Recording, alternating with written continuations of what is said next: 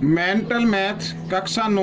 मैं हूं हरी सर और आप सभी बच्चे देख रहे हैं आपका अपना YouTube channel math with Hari sir special Hindi medium के बच्चों के लिए।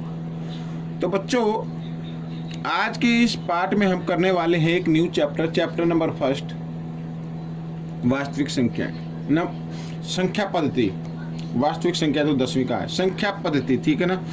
ये हम करने वाले हैं। तो प्रश्न नंबर 1 क्या कहता है उसके बारे में मैं आपको समझाऊंगा।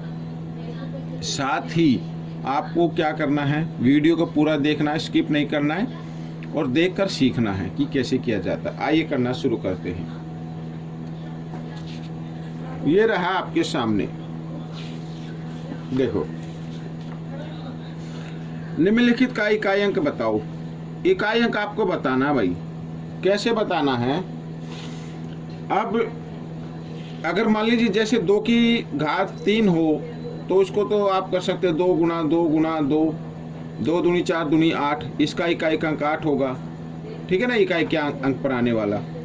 या 2 की घात 4 हो तो 2 दूनी 4 दूनी 8 दूनी 16, 16 हो गया, इसका इकाई का अंक 6 बन गया, इस तरीके से। लेकिन जब घात बड़ी बड़ी दी जाए तो कैसे निकालना है, आपको एक काम करना है। बस ये जो घात है ना, इसको आप 4 से भाग करेंगे, ठीक है। 4 से क्यों भाग करेंगे इसके बारे में कहोगे तो एक्सप्लेन में एक वीडियो बना दूंगा जिसमें पूरा विस्तार में बताऊंगा, ठीक है। अभी आप इतने समझिए, 4 एकम 4, ठीक है।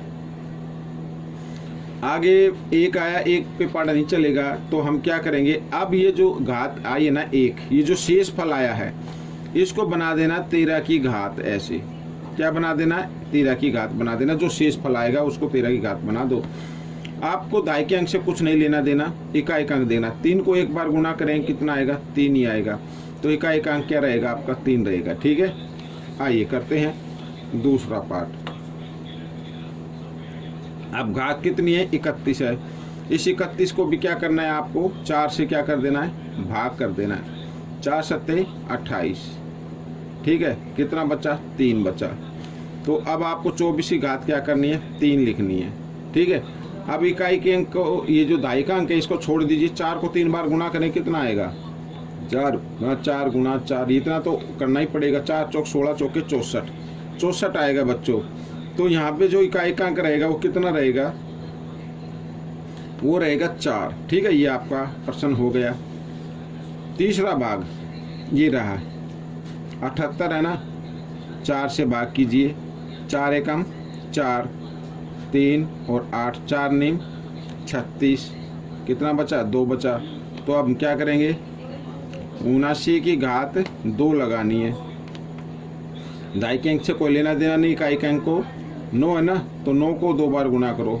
9 नीम 81, 81 आए तो कितना आया, 1 आया ना इकाई के अंक पर।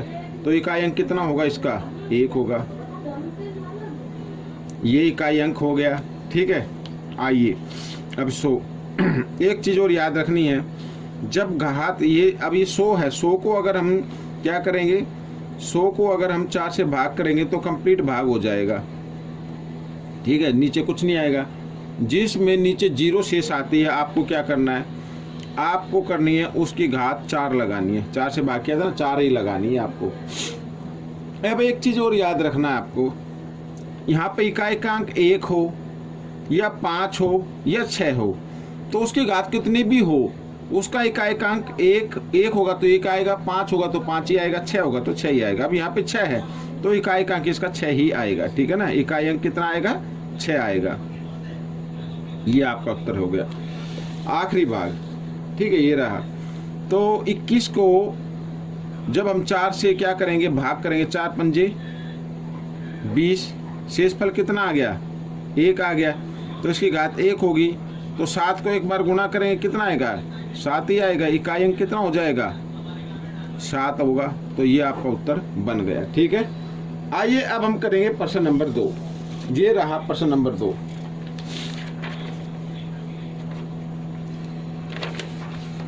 प्रश्न नंबर 2 कर लेते हैं। प्रश्न नंबर 2 कहता है, निम्न के बीच 2 परिमेय संख्या ज्ञात करो। अब 2 परिमेय संख्या ज्ञात करनी है भाई। अब अगर मैं लाइन ड्रॉ करूं ऐसे, बीच में होते 0 और इधर दाईं तरफ होते जमा के और बाईं तरफ होते हैं घटा के, घटा 1, घटा 2, घटा 3, घटा 4। अब देखो इधर 3 ये रहा और घटा 2 ये रहा, इसके बीच में 2 परिमेय संख्या ज्ञात करें। अब इनके बीच में ये जो 2 संख्या है ना, है तो 4 है, 1 2 3 4, कोई सी भी आप इसमें लिख दीजिए, कोई भी आप संख्या इनके बीच की लिख सकते हैं। घटा 1 लिख सकते हैं, 0 लिख सकते हैं, ये तो आपका हो गया 2 परिमेय संख्या होगी। या आप लिखना चाहे तो 1 भी लिख सकते हैं, 2 भी लिख सकते हैं, ठीक है ना, ये इनके बीच की परिमेय संख्या हो गई।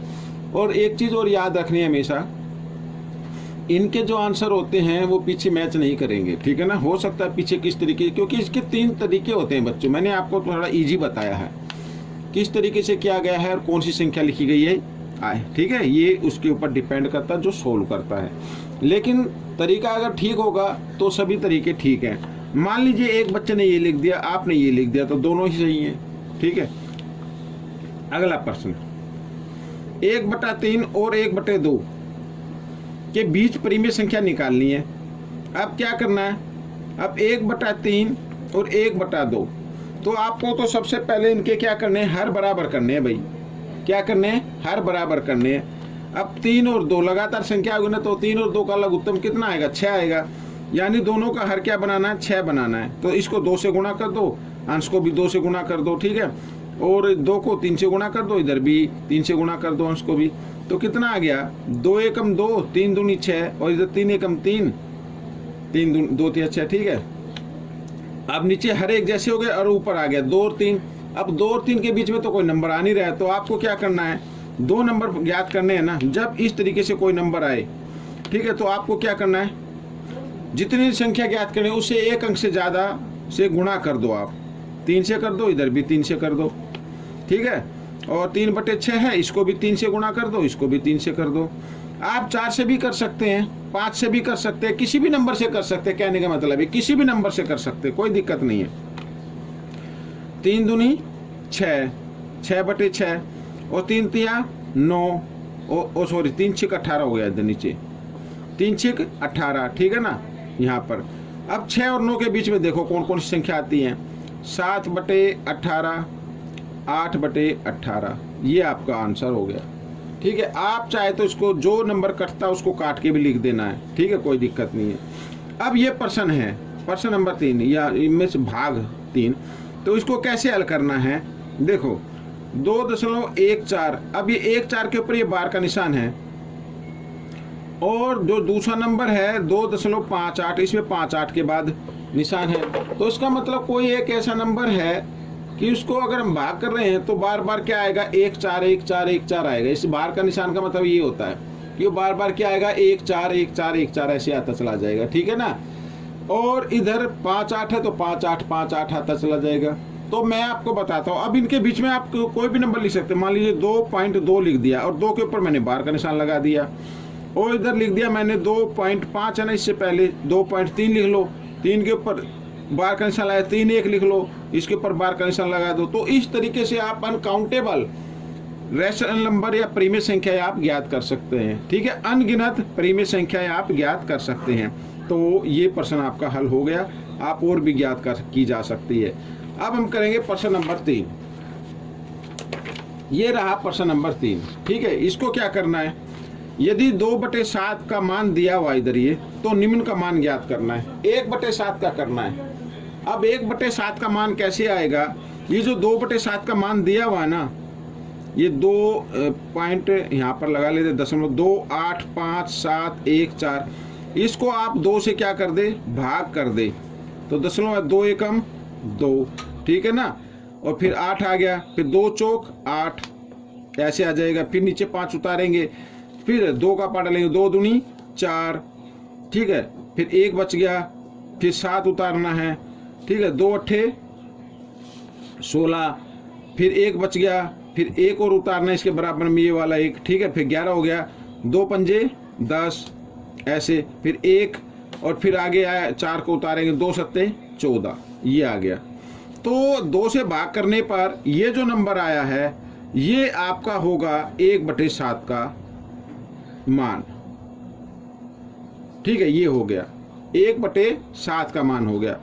अब अगर हम ध्यान से देखें, तो देखो मान वही है, जो मान दिया था ना वही है, लेकिन किस अंक से शुरू हुआ है वो आपको देखना है।